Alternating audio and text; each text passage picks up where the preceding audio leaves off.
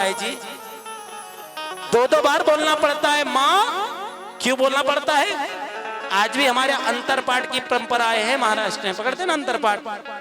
और वो दो कौन रहते हैं?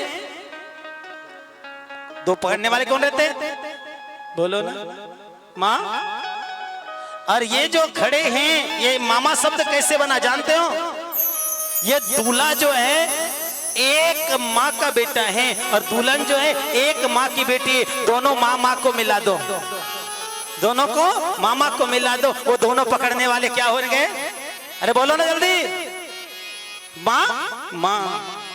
अरे मामा को भांजे का वध, भांजे को मारना नहीं चाहिए। श्रवण कुमार ने कहा मेरी माँ बताओ मेरा मामा कौन है? तो माँ ने कहा जिनके माथे पर सूर्य का तिलक लगा हो बेटा वो तुम्हारे मामा है। और जैसे श्रवण कुमार ने राजा दशरथ को देखा माथे पे सूर्य का तिलक लगा हुआ, सूर्यवंशी का तिलक लगा हुआ है, वैसे श्रवण कुमार ने कहा मामा जी। तब से रिश्ता हो गया माँ।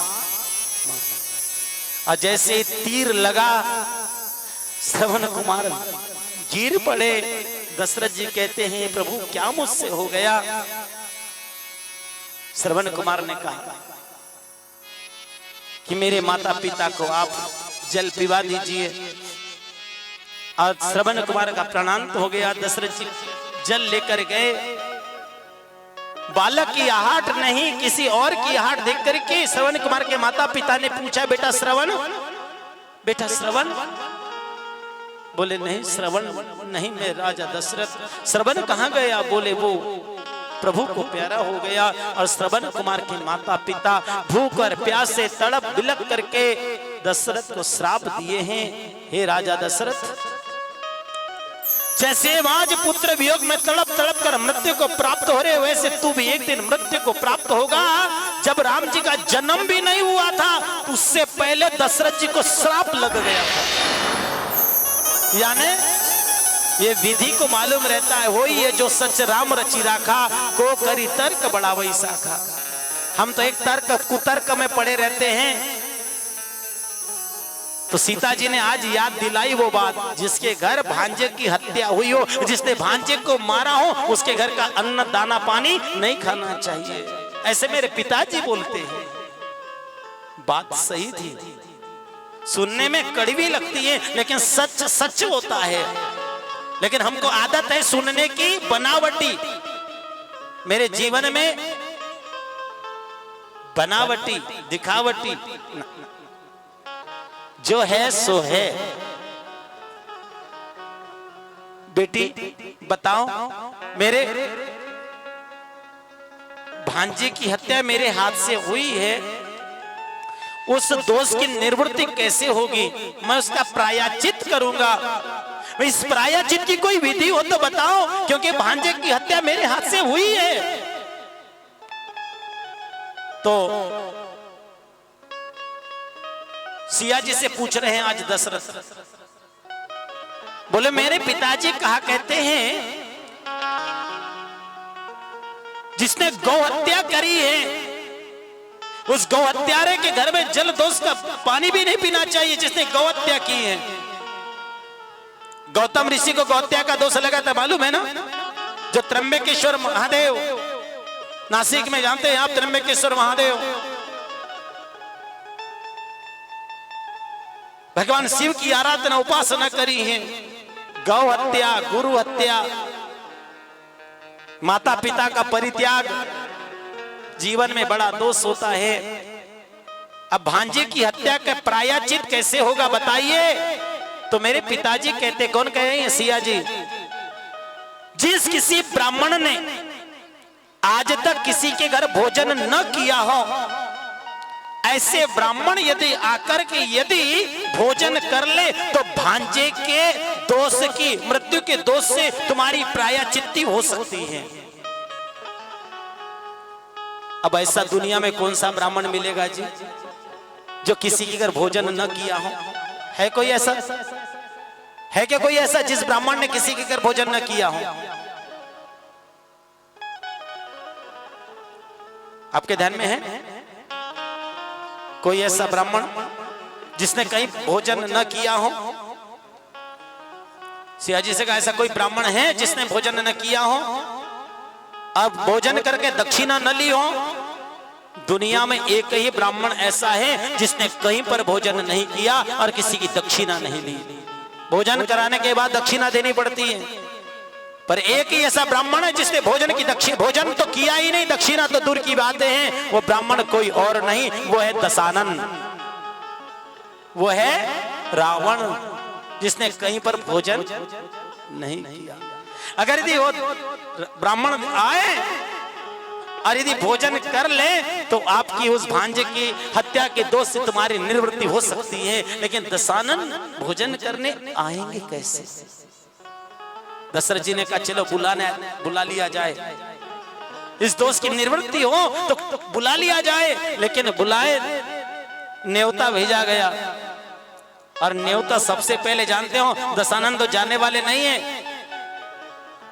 न्योता निमंत्रण गया मंदोदरी के हाथ। जैसे यजमान आप बने हो, कहीं कहीं तुम्हारे श्रीमती का भी साथ आज रहा होगा। हाँ पंजाबी ना बन जाते हैं ना, कथा में कल समय मिला ना मिला, चलो यजमान बन जाते हैं ना। कहीं ना कहीं उन्होंने आपको सलाह दी, समर्थन किया कि चलो यजमान बन जाते। मौका ऐसा मिलता नहीं साथ में बैठने का, चलो ना साथ में बैठ करके पूजा में बैठ जाते। और क्या, कब कथा होगी, कब नहीं होगी, कब पुराण होगा, कब लक्ष्मी नारायण होगा, अभी समय है, अरे बैठ जाते साथ में।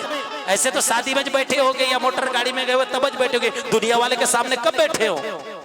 अरे बोलो ना, बैठे हो क्या ऐसे साथ में पास यज्ञ में यजमान सब पत्नी होकर के बैठे हो?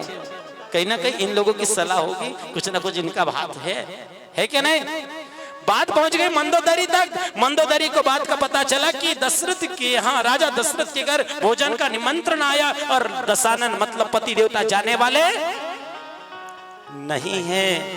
लेकिन मंदोदरी जानती है कि जिनके घर राम है, और मंदोदरी ने दशानन को समझाया है, और दशानन को समझा करके प्रार्थना की कि आपको निमंत्रण आया है भोजन के लिए, आपको जाना चाहिए। और मंदोदरी के कहने पर दशानन अयोध्या में आकर के भोजन पाए हैं। और जब भोजन ग्रहण करने लगे, सिया जी परोसने लगी हैं, राजा दशरथ और दशानन भोजन करने के लिए बैठे हैं। और जब भोजन ग्रहण करते करते हुआ क्या, एक तृण घास कैसे उड़ करके राजा दशरथ जी की थाली के पास से गुजरा। कचरा, सिया जी ने देखा कि कचरा आ रहा है। सिया जी ने आंख निकालकर देखा, आंख निकालकर जैसे देखा वो कचरा जल गया वहीं पर। दशरथ जी समझ गए, भोजन हो गया। भोजन के बाद रावण को दी जाने लगी दक्षिणा।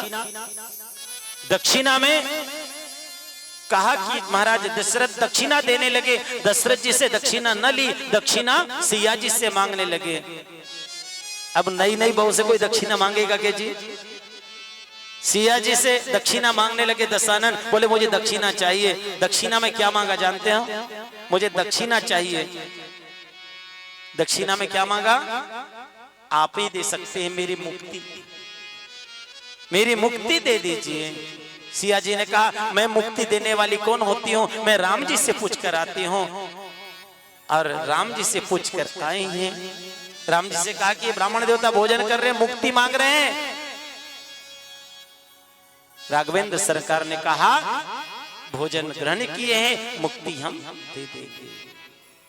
और राजा दशरथ ने जब इस दृश्य को देखा कि सिया जी ने बड़ी आंख निकाल करके तेज दृष्टि से उस तृण को जला दिया, तो दशरथ जी ने बाद में कहा बेटी ऐसे दृष्टि से कभी किसी को, जल्दी बोलो, किसी को मत देखना ताकि वो जल करके भस्म हो जाए। इसलिए सिया जी अशोक वाटिका में रही, आंख उठा करके ऊपर नहीं देखी, मर्यादा में रही, पर्दे में रही, कभी आंख उठा करके ऐसा नहीं देखा। नीचे ही देखते रहे, नहीं तो कब का रावण जल करके भस्म हो जाता। और मुक्ति राम के द्वारा होनी थी। भगवान राम का प्रागट्य किस लिए हुआ है जानते हैं? केवट भैया के लिए। रात दिन मजूरी करते रहे, केवट रमैया है नाम उनका। कभी जाने अनजाने में किसी की सेवा कर लो, वो सेवा का मौका तुरंत मत मांगो, कभी ना कभी काम आवेगा। निषाद राज के प्राण बचाए थे केवट ने, वही पुण्य काम आया है जो केवट की नाव पर भगवान राम आए हैं। और बात कहते हैं सबरी की। हाँ जी, सबरी कौन थी? तो भील जाति की थी। कौन जाति की? भील जाति की। जब शादी